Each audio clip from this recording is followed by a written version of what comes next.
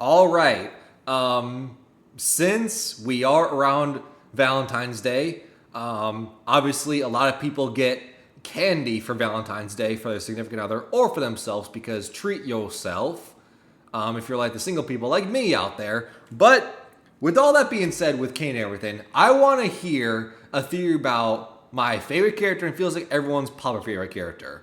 I would say people's favorite character is like Music Man, but me personally, my favorite character is this guy right here, Candy Cadet. Because, I mean, it's literally a robot that gives you candy for free. What about that is bad, right? In a franchise that's all about killing animatronics and fast goo and spring lock suits and everything, you just have an innocent animatronic that gives you candy. What about that is bad? So I want to hear about Candy Cadet because I want to hear about his stories, but I also want candy because I want candy all day. Candy, candy, candy. When Candy Cadet first appeared in Pizzeria Simulator, the stories it told were quickly noted as connected to the story of Five Nights at Freddy's overall, which made the animatronics' later appearances and stories in Ruin and Help Wanted 2 immediately stand out. However, while certain interpretations of Candy Cadet's stories are widely believed, not only do I think important aspects of them have been largely overlooked, but also that the main messages of most of Candy Cadet's stories and the important lore insight they give have been almost entirely misinterpreted and put aside. The Candy Cadet stories have a pretty distinct split between the ones in Pizzeria Simulator and the ones after, with a common theory being that each of Candy Cadet's original stories are all about the same event. Because of this, I'm going to tackle the Pizzeria Simulator stories as a group and then move on to the new ones. For those who have seen my original Candy Cadet video, you'll likely notice some similarities between the Pizza Sim portion of this video and the original, but I do have some new thoughts about them that I didn't cover originally. Okay, so full disclaimer, if you have not been part of the FNAF lore as long as I have, and you have no idea who Candy Cadet is, let me debrief you for a second. So Candy Cadet was first introduced in FNAF 6 and Pizzeria Simulator as the GOAT, as always. And his whole thing is it's a lottery system where you either get a piece of candy, but it's also a very, very, very rare chance you get a story from him. And in total, in FNAF 6, there are 3 stories. I'm trying to remember what the stories are. There is one where cats are sewn together in a shoebox. There's another one where a abandoned dad goes to the store and the kids inside get murdered. And there's one more. I can't remember. But the whole theme of Candy Cadet stories have always been, this changed obviously later on in Ruin, but at the time, the 3 stories from Candy Cadet, they always had this theme of an evil force killing 5 or 6 things, and then those same 5, 6 things would get merged together. The cats that got killed together by the snake were sewn together and put in one shoebox. 5, 6 keys were melted together to open one lock, or at least attempt to open one lock. So that's always been what the theme was. There's always an evil force in the Candy Cadet stories and a good force for the Candy Cadet stories. And we've always assumed the evil force is William Afton because, well, who's the villain? Who's the evil threat in this series? Right? And we've never known what the good force is in the Candy Cadet stories. We've always assumed it to be someone like, Henry, William Afton's business partner, or it could have been Michael Afton, since Michael Afton's whole story has been going location to location and undoing his father, William Afton's bad deeds by killing people, going location by location and freeing the souls of the kids that his father murdered. Right? That's always been Michael Afton's whole story. And, it seems very cut and dry, making the connection of the 5 or 6 things getting killed and melted together are the 5 or 6 kids that were killed in the missing children incident that will later go on to business the animatronics that we know and love. And maybe hate as well. So let's go out the way. And then it kind of abandoned it a little bit in Ruin because the story is entirely different about a mom and a kid and it was all about a mimic and a lullaby, where the mimic was able to learn the lullaby and was able to get out of its cage or something. I can't remember it fully, but it's something was that. But I know for sure the theme of 5 things getting, merged together and everything was way different in Ruin. And then the same thing can be said for the other appearance, which was in Help 1 and 2, where that story was a woman getting led to the forest by a kid and abandoning some witch. Which we've assumed that story is about the woman, Vanessa, going to the witch to take them out and everything. The witch being William after he put the Vanny corruption curse on her. And we've assumed maybe the kid is Gregory, because Gregory has kind of been seen as a villain in the universe and everything, but it's never been outright stated. Anyway, all the context out of the way, let's just move on.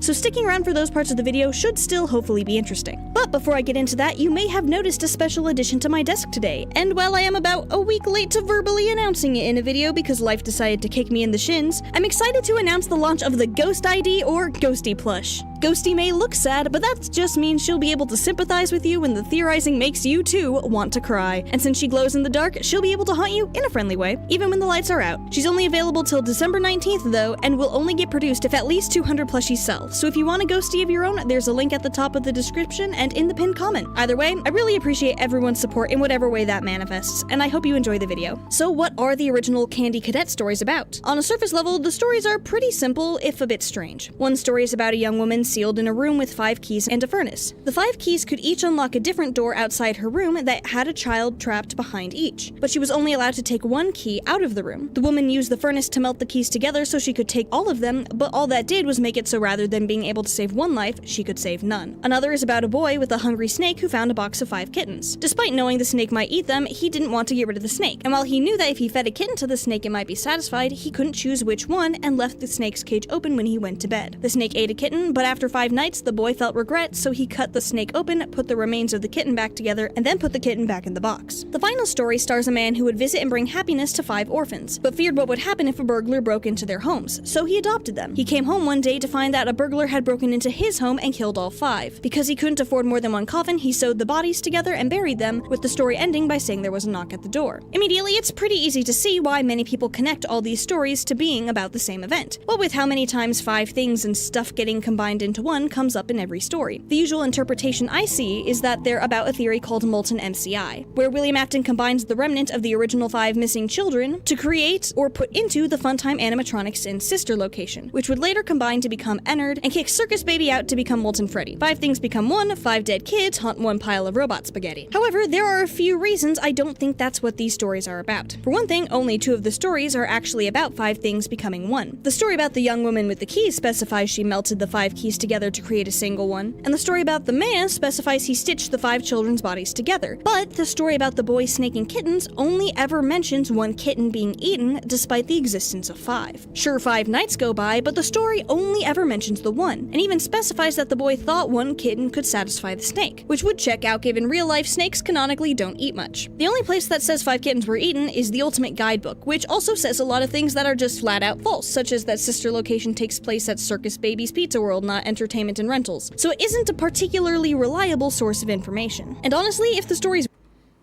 That would not be the first time where the books have said details that are wrong. I'm not sure if we've reacted to plenty of FNAF theories and FNAF videos out there, so it's hard to keep track of times. Like, what have we reacted to, what haven't? But I know at least in the character encyclopedias, there was a ton of details, a ton of misinformation out there. Just off the dome of things I remember. There were characters that it was so weird for them to include the character encyclopedia, like Clockwork Ballora, like Toxic Foxy, those like weird animatronics that were from FNAF AR. A ton of FNAF AR trucks that were very weird. It seems like everyone assumes them as non-canon, just skins for the game, right? They were included in this character encyclopedia, but other characters like, Michael Afton, they were not in a character encyclopedia, which is very weird. Because you could make the argument Michael Afton's one of the most important characters in the series, and you just casually forget him. That's a little bit weird. Other details I remember that was just very off.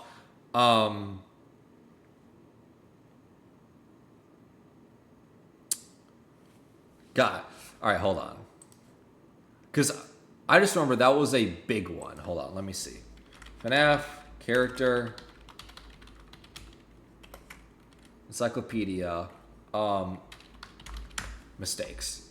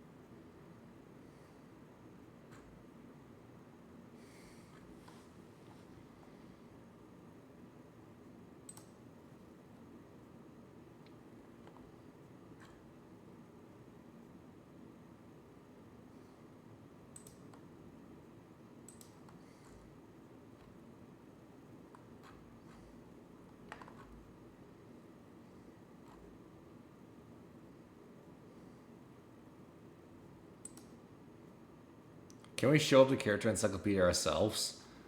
If so, that would be interesting.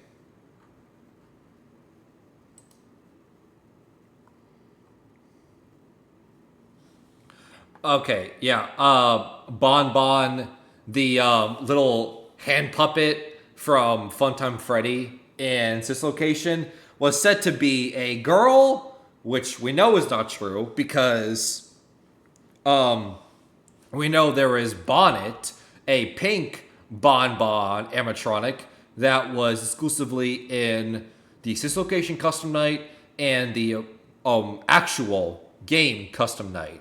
Who's clearly a girl and everything, so Bon Bon wasn't a girl because there was already a girl version of Bon Bon. They're two separate people. And also says they were in FNAF 3, which is also not true. Toy Chica's upper beak is miscolored.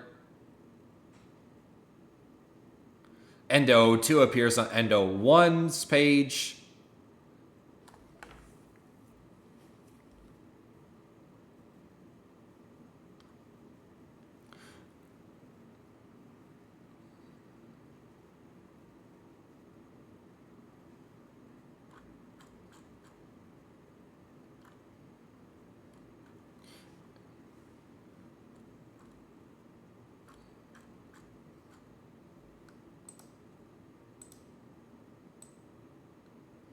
Let me see.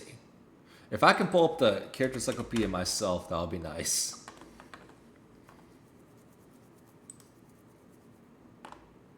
This was not planned, by the way. I want to make that very clear.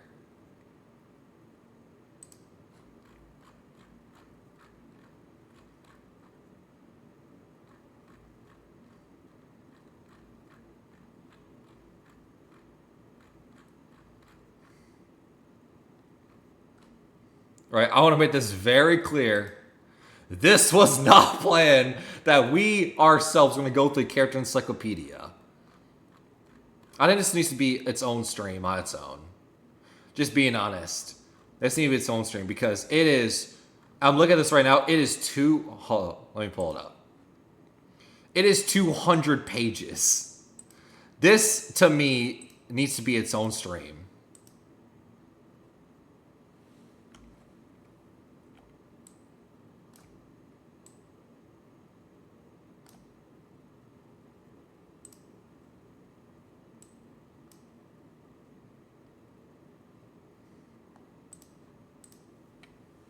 Right, this needs to be its own stream because you can see right there, 200 pages of this. But like, for instance,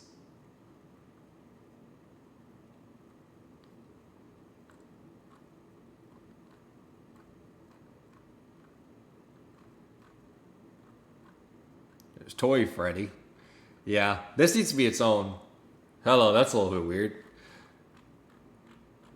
Withered Freddy. Golden Freddy.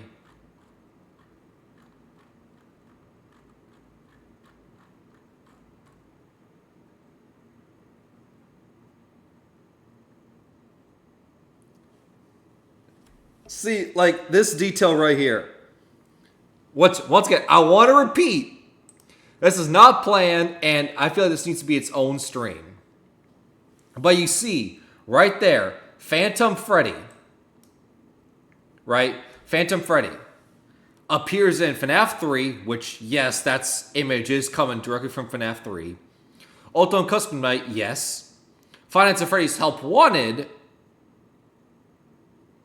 yeah, because you do go to FNAF 3 and Help Wanted. And then Security Breach, which, no, he does not appear in Security Breach. So this is wrong. Phantom Freddy does not appear in Security Breach. Thank you. But yeah, that's a detail that I just quickly found just scrolling through very quickly. Once again, this was not planned, but yeah. I need to do a full-on stream of going down the security logbook, right? Or the character encyclopedia. I need to go page by page on that because A, that should be a fun stream. And two, the fact that we just very quickly scrolled through very quickly and found other errors that, to my knowledge, no one else has called attention to. We need to put a pin in that. We need to do the encyclopedias as a stream. So, yeah. Move on with the plan of the video. Were meant to be about William combining the spirits into one form, it would be pretty strange for each of the characters doing the combining to be so different from each other and from William himself. The woman was actively trying to save children while William killed them. The boy felt regret for letting the snake eat a kitten due to his unwillingness to stop it, while William doesn't seem to have regret for killing the missing kids at all. Though there are some cases where I could see William being the boy if the subject isn't the missing kids. Finally, not only did the man who stitched the bodies together actually care about the safety of the kids who died, he wasn't the one to kill them. There's an entirely separate burglar character that kills the 5 kids, much like William does in the actual lore. That isn't to say that none of them could possibly be about or include the Molten MCI theory, but all 3 of them being about that, or honestly even the same topic at all, seems unlikely given just how different the stories are. In fact, I think there are explanations for each of these stories that fit the characters and contents much better. So what are these stories really about if it's not just the same instance of 5 things becoming one? Well, Pizzeria Simulator as a game was meant to tie up loose ends and give explanations for the story up to that point. It showed us how Charlie Emily came to possess the puppet even though she died outside the restaurant, and how William lured one of his victims. While some of the information we're given is less understood than others, shout out to Midnight Motorist, the lore we get in Pizza... I have my own theories on Midnight Motorist, and I accept it's not popular, I accept it's in the minority, and I accept that there's a ton of evidence that contradicts my theory on Midnight Motorist. But there is still at least a percent of my soul that just wants to believe that my theory is right on my thinking Midnight Motorist, that we've been wrong this entire time, that Orange Guy is not William Afton, he's not Henry, the Orange Guy Mustard Man is Michael Afton, because it would make sense why he's going to, Junior's, which we assume to be a Freddy Fazbear location, and to be turned away at the door and everything, because we know Michael Afton goes location by location to undo his father's wrongdoing by killing kids and everything. And we know from the FNAF 2 tapes that since there was investigation, everyone, including former employees, were turned away at the door. Michael Afton would be a former employee, so that adds up. The links with the house and FNAF 4, is also very uncanny. We believe the kid that, has the door locked and is the one that breaks out the window and everything is the FNAF 4 crying child.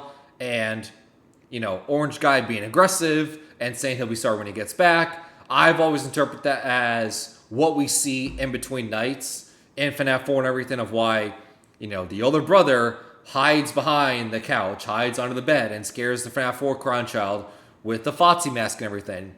The Crown Child gets locked away indoors a lot. Eventually, he'll be sorry when he gets back. Eventually leads up to him getting shoved in the mouth of Fredbear and killed. Right? Because very clearly, what we are seeing in between nights in FNAF 4 is those are the only two kids in the house and everything. There's no adult there. So the person that would be the adult in the situation would be Michael Afton, the older brother.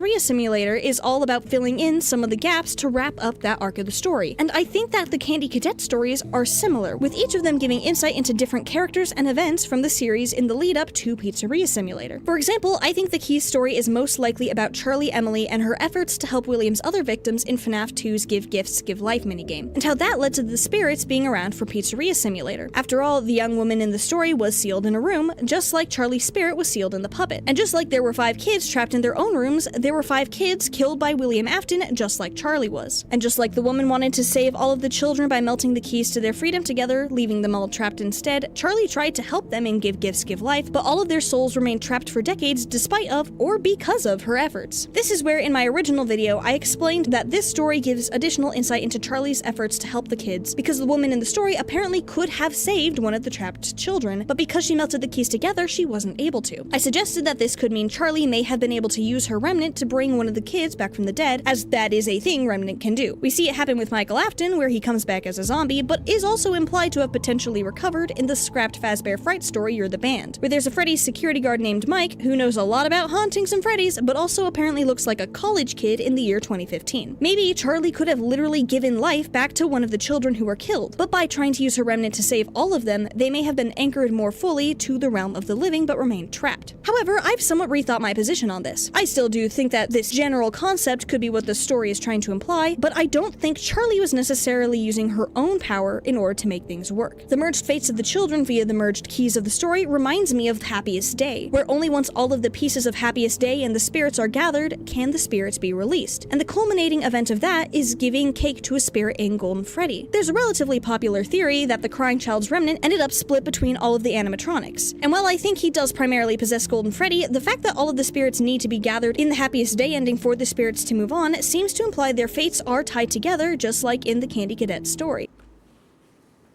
Okay, that was a lot. I just want to let that video play out for a second just to put my thoughts together.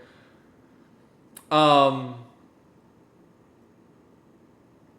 of all, yes, I do agree that this cutscene, this Happiest Day minigame happens when you put all the other spirits together and everything.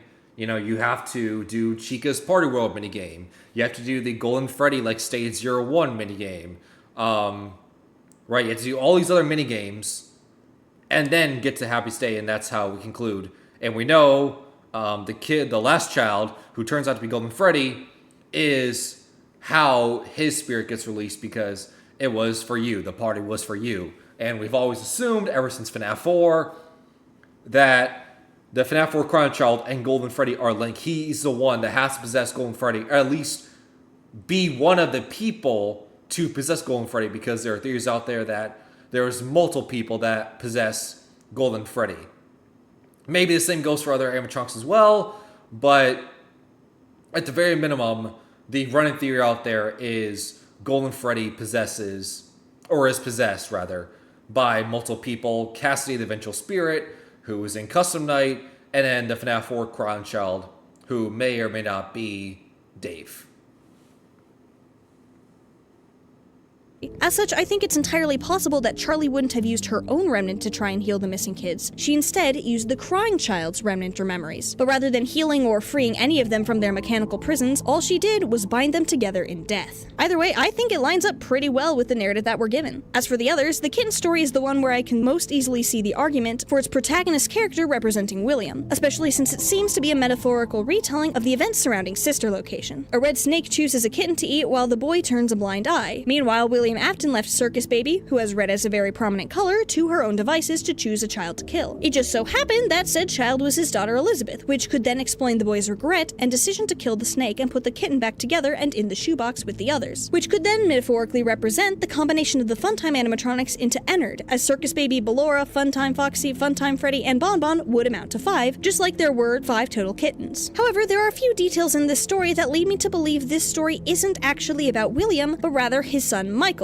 After all, even if William was the one who told Mike to put his sister back together, the fact that the story says the boy was the one to do so himself, and that he specifically did so after 5 nights, stands out to me in the context of Mike being our player character in Sister Location. William isn't the one who spent 5 nights at Circus Babies, the one to claim the role of putting Elizabeth back together, or the one to play a direct role in the creation and escape of Ennard. Even though Michael looks a lot like his father, and they thought Michael was William. Sure, he kickstarted the events, but Michael was the one to go through and do it. The boy in the story seems to not want the snake to eat any of the kittens, since the only thing keeping him from saving them was that he personally felt too attached to the snake. If the boy were William, why wouldn't he want the animatronic he built with child-grabbing capabilities to grab a child? That would be exactly what he built Circus Baby for, so it wouldn't be a matter of pain to consider getting rid of the snake, knowing it might do snake things. And once again, that's one of the reasons why the timeline... one of the many things of why I talk about this series, the lore, but specifically the timeline for the series, is so complicated because this moment, there's a lot of problems. Because, you know, if you're someone like me who believes that the Elizabeth Afton event where she's lured in by a baby with ice cream, as you can see right here in this freeze frame. I potentially pause it here in this frame and everything. Them getting lured, right, to me is one of the earliest events in the series, right? Even though the Sister Location Funtime animatronics look very futuristic with, you know, voice mimics, claw grips in their stomachs, and other, you know, mimic software to basically lure and encapsulate people and capture kids, right? Very futuristic, very techy, way different than the old, like, Freddy Fazbear, where it's just, like, plain old animatronics and you just worry about them biting you. Now we're getting very futuristic, but despite that, and make it seem like very sci-fi futuristic scoopers, it seems like it's backwards, where it's early on the timeline, right? And it's early on the timeline because, to me, I've always had the interpretation, and I'm not the only person to say this, so don't say that I came up with it. Other people have said this before me, but I just tend to agree with it, that this moment where Elizabeth Afton gets scooped and killed and everything, this is the moment that the FNAF 4 Crown Child saw, and that's why he's scared. Because he's not scared of the franchise, he's not scared of the characters, he's not scared of the pizza or anything because, you know, he watches the show, he has plushies of the characters in his bedroom and everything. So at one point, and also he has a plushie of the Psychic from Fredbear, and he carries around 24/7. Like, he is not scared of the franchise for everything. But there's something about it. There's something about the franchise, the series, the characters. There's something about it that he's miserable and he's scared of. And we've had this question nonstop ever since FNAF 4 came out, is what is he scared of? And to me, the most compelling evidence is this moment. This is what he saw. Because Hold on. I want to pull this up. Because if I pull up a certain character,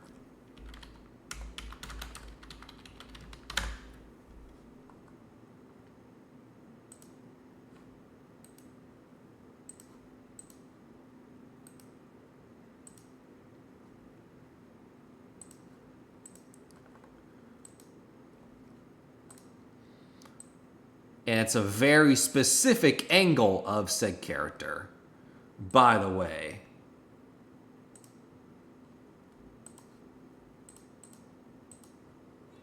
Okay. So if I pull this up.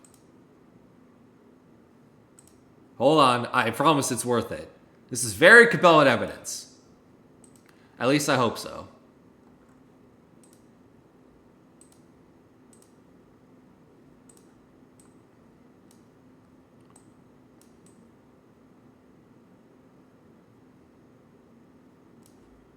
Okay. I intentionally made it as big as possible.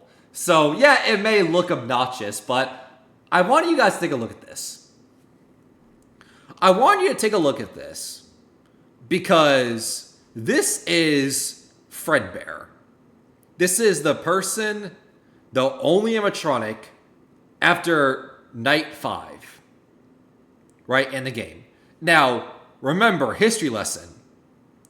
Fredbear is the only animatronic that is a threat in Night 5 of FNAF 4. He's the only animatronic. Everyone else is shut down, decommissioned, whatever. They do not play a part.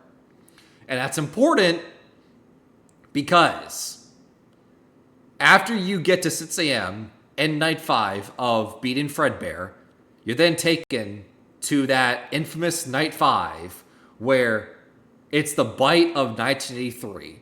Where the crying child is shoved in the mouth of the Golden Freddy on stage and is bitten to death. Right?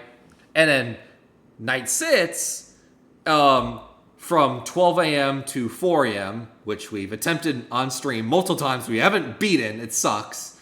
Oh no, we have. We couldn't beat Nightmare Mode. Forget what I'm saying. Forget I said that. But Night 6, 12 a.m. to 4 a.m. is the normal trunks. You play the game normally. Then 4 to 6, it switches to Fredbear again. Him on his own. You beat that night, you're then taken to the infamous, like, we're still your friends. Do you still believe that? I will put you back together. That infamous line. Connecting the Crown Child and Fredbear once again. Now, why do I bring this up? I bring it up because look at Fredbear's belly stomach region. Right. It is open. It is cut in half. Like, you know, these white bars you could interpret as teeth. This is a mouth. Right? Do you guys see the connection? Do you see how this can visually be interpreted, his stomach, be seen as a mouth? The top half, the bottom half split open, and the white bars going vertical are teeth. Right? So, take all that in consideration, because look at Baby. Right? Look at Baby. A character, their stomach in two halves, a top and a bottom half, and something in the middle that splits open and we know grabs Lilith Afton and kills them. Right?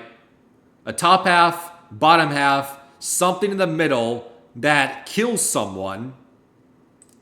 And look at Fredbear. A top half, bottom half, and assuming to be teeth. Right? The connection is there. And you have to remember, this is a child, and that is how they would visualize an event like that. They see, I mean, what would you think? You're a young child, you see your younger sister go to one of the animatronics belly splits open in two, grabs your sister and then kills them. As a child, how else would you see this event if not for their belly is now a stomach or a mouth, right? How else would you interpret that as a kid, as a young child? So to me, that is what the crying child saw, and that is why he's miserable, is the stomach mouth with Fredbear, right? And that just fits cleanly. It makes sense. I get all that. But with everything when it comes to this series, there's problems. And the main problem is why. Why?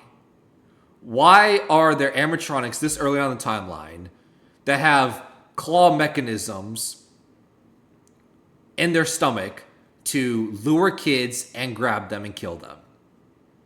Early in the timeline. Why does William Afton do that? Why does William Afton have all this other software and technology on these other animatronics that are designed to lure and capture kids very early in the timeline? There has to be a reason, right? There has to be a reason that he's now on a mission to capture kids. He's not just going to do that on his own. It was not an accident. So, why? So it's like, oh, well, it has to be later on in the timeline because, you know, the FNAF 4 Crown Child gets bitten in the mouth of Fredbear, Night 4 happens, and then afterwards you get to Sister Location, and now it's the whole I'll put you back together mission, and that's William Afton's mission, is capturing kids, building Remnant to somehow bring his son back to life and everything. That's why he's capturing kids. But then it begs the question, if babies after FNAF 4, then what does the Crying Child see? And why is there a stomach mouth on Fredbear? The only reason you would see a stomach mouth is the baby incident. But that would be before, not after. So it's very confusing, it's very weird, right? You can't have it both ways. Either you have the baby event happen first, and then that's why there's a stomach mouth on Fredbear, and that's why the Crown Child is scared. That's what he sees. And that's why he's afraid, which lines up. But then it's like, if that's true, then why does William Afton make animatronics very early in the timeline that is meant to capture kids? Right? Why? And if you flip on the inverse, where it's FNAF 4 happens first, Crown Child dies, William Afton gets his mission of I'll put you back together, and now his mission is build animatronics to lure kids, capture them, kill them, harness their soul energy and remnant to bring the Crown Child back to life.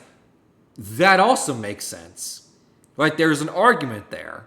But then it begs the question of, okay, then what does he see then? Right? It doesn't fit both ways. Right? It doesn't fit both ways. And that's why this whole series is complicated on a time perspective. Either this is one of the first events in the series, or we have been misdirected this whole time.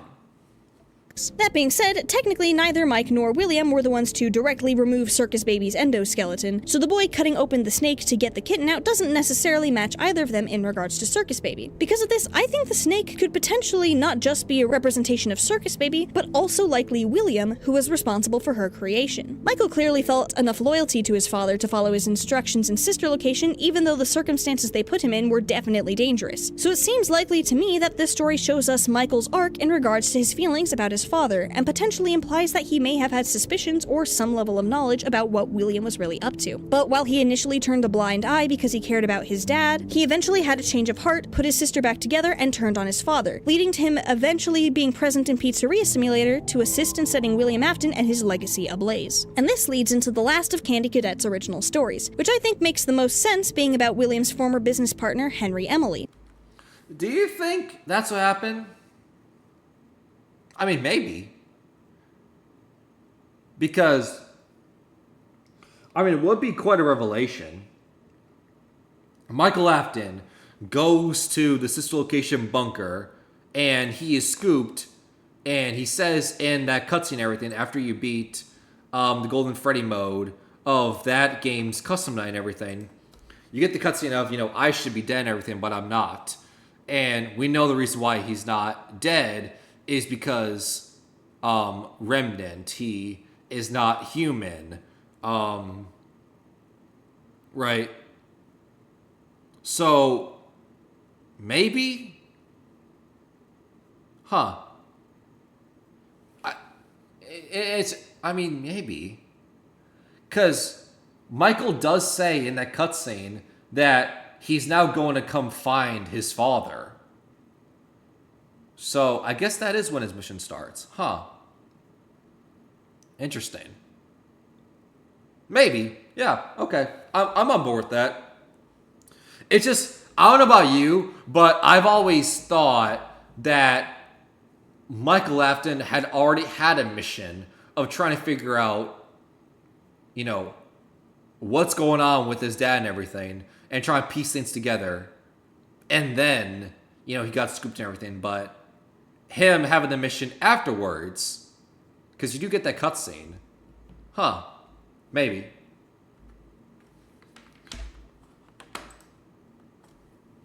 And what led him to eventually set up Pizzeria Simulator in the first place. The story being about a kind man who brought happiness to children would make a lot of sense considering Henry was one of the co-founders of Fredbear's and Freddy's, which brought joy to children, and the fact that the man lived alone could connect to the loss of his daughter Charlie. Now, regardless of whether or not you believe in the current lore that Charlie was the first of William's victims, as a Pizzeria Simulator that was almost certainly the case, since it wouldn't make much sense for Henry to claim being the first one wounded by William's murders if anyone else had died first. As such, the man being alone without his daughter as of the time of the missing children incident would make sense, at least in the context of Pizzeria Simulator. Whether or not she is still the first victim overall is a whole can of worms I'm going to save for a potential later video for the sake of getting this video out anywhere close to on time. Anyway, another reason it seems this story relates to...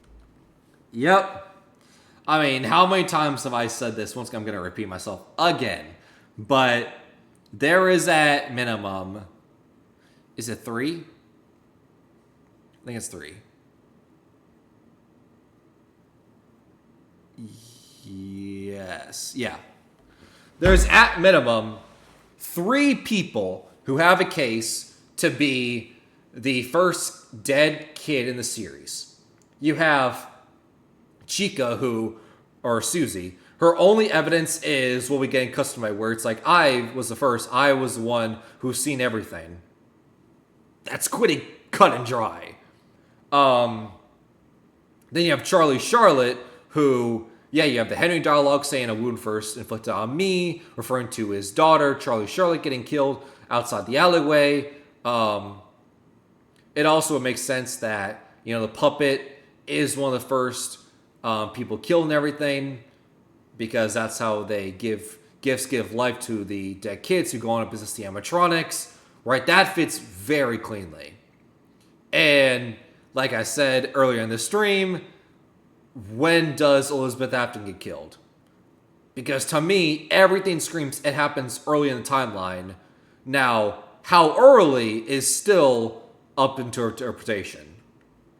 But I know there's people out there that believe that's the first event in the series. Is Elizabeth Afton's death.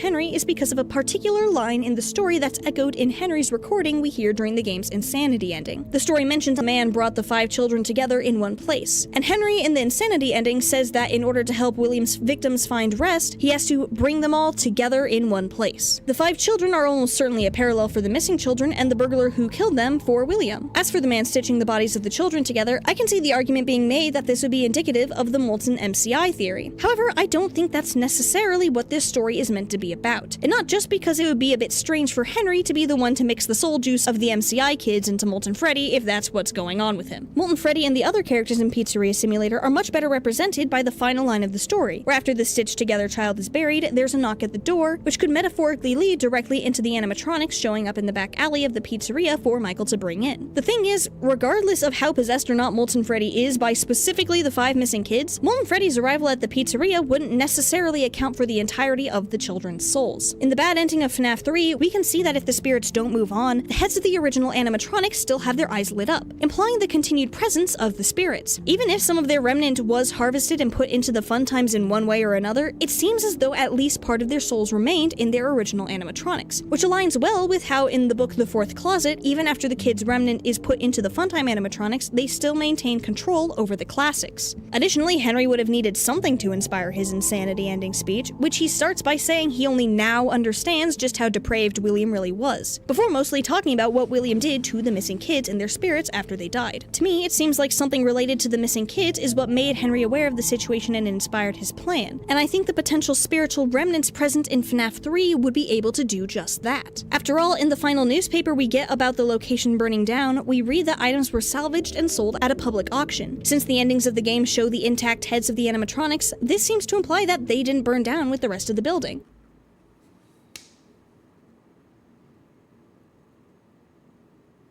Yes, but also yes and no. Well, it's like that meme, the pirate and everything. It's like, well, yes, but actually, because let's face it, fire means absolutely nothing when it comes to this series.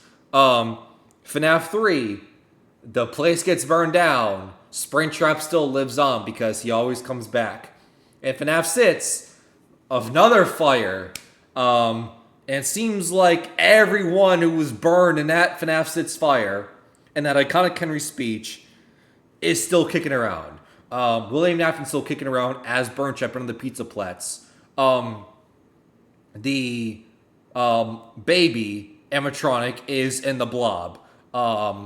We know Molten Freddy is connected to the other Funtime animatronics who we know. The Funtime animatronics are connected to the original core 4 missing children incident kids. And we know, like, FNAF 1 Chica, and then FNAF 2 Bonnie, Wither Bonnie, I think, are in the blob. So that's a connection. And then Mango's also in the blob as well. So fire means absolutely nothing. Fire doesn't work. So at some point, you have to try something else.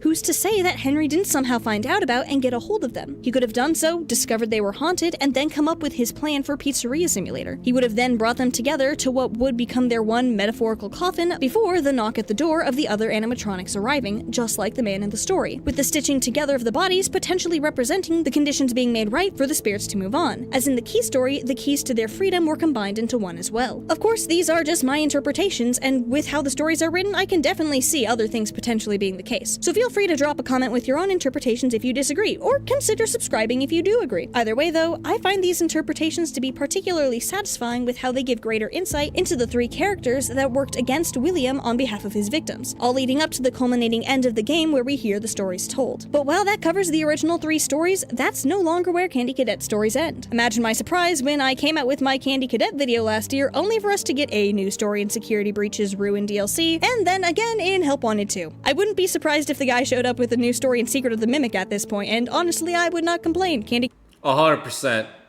Bring Candy Cadet for the Mimic. I mean, hell, we got a Music Man appearance in the Mimic. So why not throw in the other great, iconic, memeable character in the series? You brought in Music Man, bring in the other memeable character in the Mimic with Candy Cadet. We need it.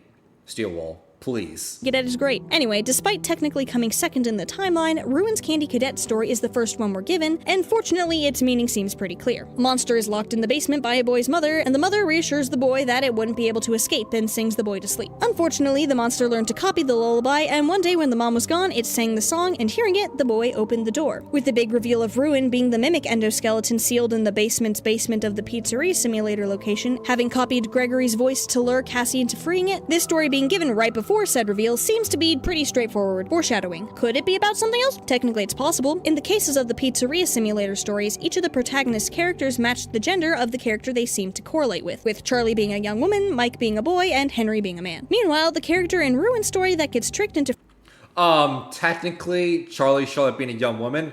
Technically, that is one of the incarnations of Charlie Charlotte because there's multiple versions of Charlie in the books and everything in the series because there's an infant of her, baby of her, young child of her, kid of her, teenager of her, young adult of her, old woman of her, grandma of her, all different robot creations of her going through the stages of life. So, technically, there's multiple versions of her. Anyway, move on. I just want to call that out. Freeing the monster is a boy tricked by someone copying his mother's voice, while Cassie, who releases the mimic in the game, is a girl, and the voice used to lure her is a boy's. As such, I could see an argument being made for the story potentially being about Vanessa as the mother and Gregory as the son or something, but that would be a lot of extrapolation that doesn't really have much to back it up besides the genders of the characters. So why have the characters' genders line up for the original stories but change it up for this one? It could just be a way to differentiate the stories from their predecessors or an arbitrary choice that doesn't mean anything. For all we know, this is technically a different Candy Cadet, what with the design differences and how the original Candy Cadet refers to itself as just Candy Cadet, but this one seems to say it's a Candy Cadet. Either way, I don't think the reason for the switch in gender correlation is as important as the fact that the switch was made. And that's mostly because I think it's relevant to understanding Candy Cadet in Help Wanted 2. Technically speaking, there are 2 Candy Cadet stories in Help Wanted 2, but one of the stories is just a generic thing about a family who didn't buy a special pizza deal and then died. So I'm pretty sure that story was a joking example of what the Candy Cadet stories would normally be at the restaurant, if not for whatever happened to alter them into the ones that are actually lore relevant via remnant memories or something along those lines. However, the other story we get is much more in line with the stories we got before in terms of its general vibe. This story is about a girl who was lured into a forest and almost eaten by a witch, but managed to escape with a permanent scar. When the girl grew up, she returned to the forest to get revenge on the witch, and a young boy offered to guide her. The boy brought her to a house and told her to rest there before killing the witch, and she followed him in. The story ends by saying, the oven door closed, the witch would finally have her meal. With how Ruin seems to be about Cassie's story up until the approximate point we're giving Candy Cadets, it seems likely to me that Help Wanted 2's story would be similar, giving us the story of our protagonist character, who I, as well as what I'm pretty sure is the majority of the community, believe to be Cassie's dad, a Fazbear Entertainment technician. I go into a lot more detail about this particular theory in my video about Help Wanted 2 if you're interested, but Maybe. But if we are talking about keeping the genders consistent, I would make the argument that that story about the woman, the witch in the woods and everything is Vanessa's story. Because, you know, you have a young woman who is, led and fallen for a friendly voice and was led astray, right? Obviously, the voice is William Afton, falling to the cult of Glitchtrap and everything, so that makes sense. And we know that she's a reluctant follower, and I'm pretty sure even in the dialogue and the source code from scottgames.com, the website that hides a ton of Easter eggs and Easter eggs and everything, one of the lines that William Afton even tells Vanessa is, "Don't let anyone lead you astray." So that even more paints the Vanessa connection to this story. She would have a scar for the rest of her life. I see that as, carrying the Vanny mask and having the 2 split personalities of the Vanessa side of her that, once again, researches the migration of butterflies at work, but also how to cut open a person before they lose consciousness, right? That's the scar. And eventually, when she had grown up, she would sought revenge on the witch being Glitchtrap William Afton, right? She would sought revenge, which we know that's what happens. I don't know if it's the canon ending, but at least it's an ending in this game where we are inside a big claw machine. We hand the incarnation of Glitchtrap to a giant Vanessa who crosses William Afton and then leaves, fades off in the distance, right? As her revenge, as her getting over the cult of Glitchtrap and finally becoming free, right? Because if it is assumed that the Princess Quest ending from Security Breach is the canon ending, and we follow that up with Ruin, and then we follow that up with Help Wanted 2, we freed Vanessa from the Vanny mask, but they still have the scar. They still are connected to the glitch trap virus. So them getting revenge and crushing them is them ultimately freeing themselves from glitch trap and William Afton once and for all. And that's why they fade in the distance.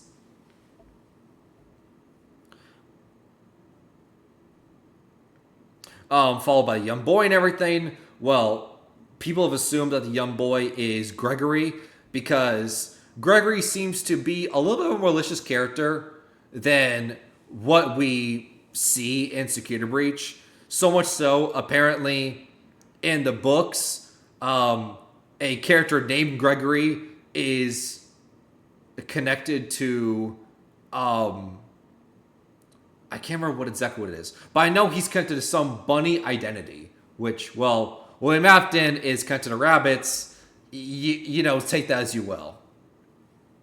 Was lured into a forest and almost eaten by a witch, but managed to escape with a permanent scar. When the girl grew up, she returned to the forest to get revenge on the witch, and a young boy offered to guide her. The boy brought her to a house and told her to rest there before killing the witch, and she followed him in. The story ends by saying, the oven door closed, the witch would finally have her meal. With how Ruin seems to be about Cassie's story up until the approximate point we're giving Candy Cadets, it seems likely to me that Help Wanted 2's story would be similar, giving us the story of our protagonist character, who I, as well as what I'm pretty sure is the majority of the community, believe to be Cassie's dad, a Fazbear Entertainment technician. I go into a lot more detail about this particular theory in my video about Help Wanted 2 if you're interested, but if this theory is the case, this would line up with the swapped genders of Ruin's Candy Cadet story. Additionally, the witch in the story is almost definitely a representative of Glitchtrap, given he's the main antagonistic force at play during Help Wanted 2. The final portion of the story seems to be the direct lead-up into the events of the game, where just as the woman is tricked into entering the oven of her own accord in her quest for revenge, Cassie's dad wound up in the dilapidated pizzeria simulator location, where he ends up under the influence of the Vanny mask, accidentally helps Glitchtrap, and winds up passing off his own curse onto his daughter after possessing the mask bot we see at the beginning of Ruin. While I'm not 100% settled on who I think the boy in the story might be, I was talking to a fellow FNAF theorist underscore the other day, who suggested that it could be the Helpy program, and I think he's onto something with that. After all, Helpy is integrated into the Vanny mask and seems to have a tendency to lead the individual wearing it to do things that aren't necessarily for their benefit if Ruin is any indication. Whenever Cassie's dad showed up and put on the Vanny mask to presumably get at Glitchtrap, the Helpy program very well could have been what brought him down to the abandoned pizzeria and orchestrated tricking him into helping Glitchtrap. However, that only accounts for the latter portion of Candy Cadet's story. The only reason the woman was there is because she wanted revenge on the witch for the scar the witch had given her as a child. If this story is about Cassie's dad, I don't think him theoretically being the Bonnie masked bully from FNAF 4, and seeing the crying child die would account for that, since the only people he'd logically be getting revenge on for that situation would be himself and his friends. That being said, due to the phrase "Remember Jeremy" being included in Help Wanted 2, it's possible that Jeremy is the name of Cassie's father.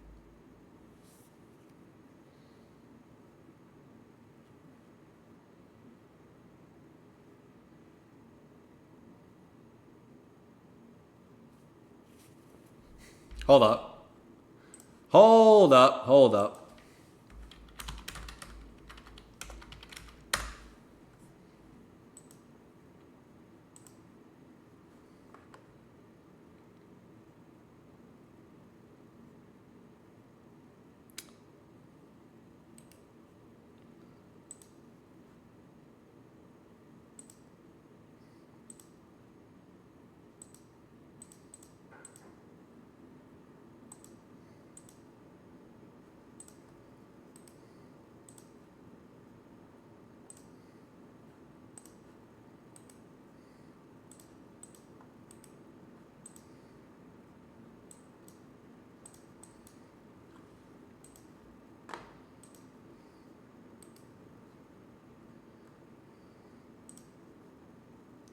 Maybe. Because if you look at the FNAF 6 gravestones, Jeremy does line up with Bonnie.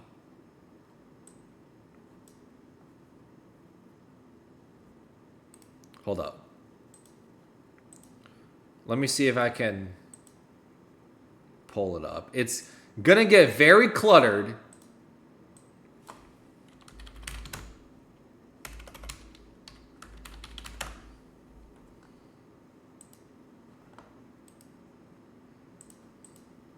Right. It's going to get very cluttered on stream, so bear with me.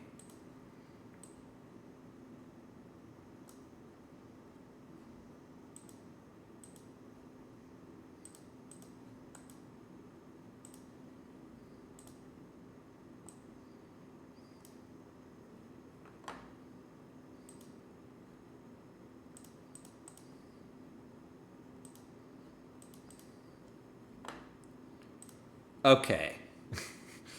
Hopefully this is worth it. I hope.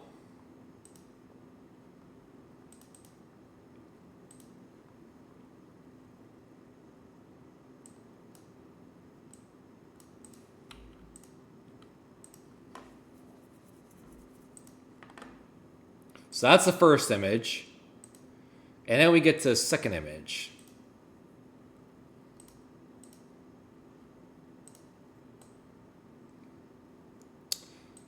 Sorry, ID. Hold on 1 second.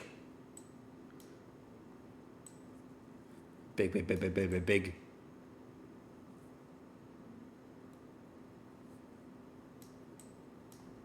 That looks pretty good. Okay. So, the reason why I have these two images is the gravestones is the lore keeper ending you get in FNAF 6. And the image above that, oh, right there. The image above that is the bad ending you get from FNAF 3. You just play through the game normally. You don't glitch through the game. You don't get the mini games. You don't get the Happy State mini game. You get the bad ending. The first time in the series where we've had multiple endings, especially a bad ending. Which is crazy. But I bring it up because look at the orientation of the animatronics. Gabriel, Freddy is on the far left, so Freddy and Gabriel are connected. Fritz and Foxy, they're to the right of Freddy, so that orientation lines up. Susie is Chica, the one girl animatronic, so that's enough. And you can clearly see as well, I know it's hard to see, it's a little bit blurry, not the best image, I apologize. But you can clearly see this Chica head is kind of behind the Foxy head, which lines up with the Fritz and Susie gravestone, right? So that lines up. And the one on the far right is Bonnie, who is Jeremy. Which leads people to believe that Jeremy is connected to Bonnie. Now, I will say this. First of all, I do agree that the name seems one-to-one. The names seem one-to-one, and I do tend to agree with everything. Now, Jeremy, out of all these names, Jeremy is a frustrating one. Because Jeremy shows up numerous times in multiple iterations, and it is so confusing when it comes to, is the same person? Is it different? Because, to my knowledge, you have Jeremy on the paychecks in FNAF 1, I think. Or is it Fritz Smith? Is it FNAF 1 or FNAF 2? Jeremy's on one of the paychecks. Jeremy FNAF 6. If we assume Jeremy's connected to Bonnie, then the other original games, FNAF 1, 2, 3, 4, Jeremy's connected to Bonnie. Remember Jeremy in Help Wanted 2. In Help Wanted 1, God. Help Wanted 1, when you die, you are taken to the TV screen, and every so often it says, remember Jeremy. Are they the same person? Are they different? Because to me, it seems like Scott just really likes the name Jeremy. And we're going to say, like, you know what?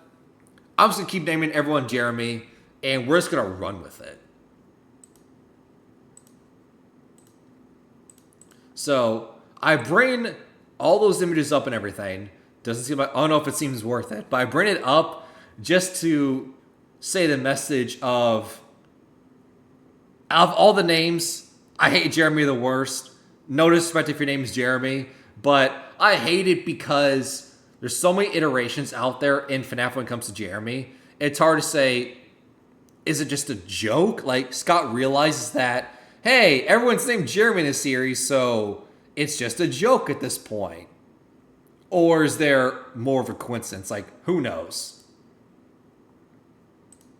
Why bring up Jeremy specifically if he's not relevant after all? And if that is the case, we have other candidates for the events of Cassie's father's past. For example, we play as a character named Jeremy Fitzgerald was FNAF 2. I was like, is it FNAF 1 or FNAF 2? Jeremy Fitzgerald in FNAF 2, and it's a pretty common theory that he was a victim and survivor of the infamous Bite of 87, which could account for a scar given to him by an outside party and a history with Fazbear Entertainment. However, if Cassie's dad were to be the Bite victim, which I have my doubts about given the FNAF 1 prequel book seems to imply the Bite victim was unable to do anything, and that's backed up by the fact that in real life, losing your frontal lobe would apparently leave you mentally and physically paralyzed, it still wouldn't make much sense for him to be coming back for revenge on Glitchtrap in Help Wanted 2, as Glitchtrap didn't exist at the time and William wasn't the one who bit the guy. Fortunately, I think the actual answer is more straightforward than that. After all, we have a pretty limited list of characters who we know were once controlled by Glitchtrap, and given Tape Girl, Vanessa, and Gregory all wouldn't make sense to be Cassie's dad for various reasons, we're left with only one candidate who actually fits surprisingly well and just so happens to be named Jeremy. Jeremy was the original beta tester of Help Wanted and the one to first note the existence of Glitchtrap. Eventually, he was replaced by Tape Girl because he used a paper slicer on his face, leaving behind something that Tape Girl describes as looking like a Halloween mask on the floor, along with spilled ink that was probably blood. While most assume that Jeremy died from slicing his entire face off, someone had to file the lawsuit that Tape Girl mentions, so given the room she found the mask in had lights on so Tape Girl would have been able to see, it's unlikely that this was just the guy's entire face, since I don't think that would have been mistakable for a Halloween prop. I think it's more probable that it looked more like one of those plasticky kids' Halloween masks. My guess is it was something along the lines of the Vanny mask, since we find out in Ruin and see again in Help Wanted 2. Yes and no. I also think it's the same thing of what happened in Security Breach where there was cut dialogue in the very beginning of the game when Gregory first goes into Glamrock Freddy and you're taking the med bay and everything, and he says, like, you're broke and everything. But in the cut dialogue, it talks about him, Gregory, bleeding everything.